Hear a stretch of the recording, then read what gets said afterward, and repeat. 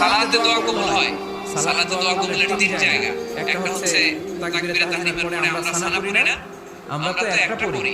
আল্লাহর হাবিব সুন্নাহ এবং নফল নামাজে আরো পড়তেন সানা, ওই দোয়া কবুল হয়। দুই নম্বর জায়গা সালাতে সিজদায় পড়ে দোয়া করলে কবুল হয়। আকরাবু মা ইয়াকুনুল আবদু মির রাব্বিহি ওয়া হুয়া সাজিদ ফাকসিরু ফীহি দুআ।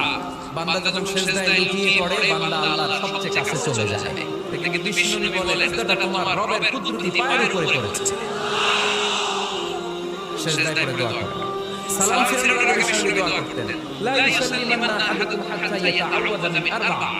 আল্লাহর হাবিব বললেন চার জিনিস থেকে পানাহ না আছে আমার কোন উম্মত যেন সালাম না ফিরায়। তারা যেন পড়ে আল্লাহুম্মা ইন্নী আউযু বিকা মিন আযাবিল কবর, আউযু বিকা মিন আযাবি জাহান্নাম, আউযু বিকা মিন ফিতনাতিল মাহইয়া ওয়াল মামাত, আউযু বিকা মিন ফিতনাতিল মাসিহিদ দাজ্জাল।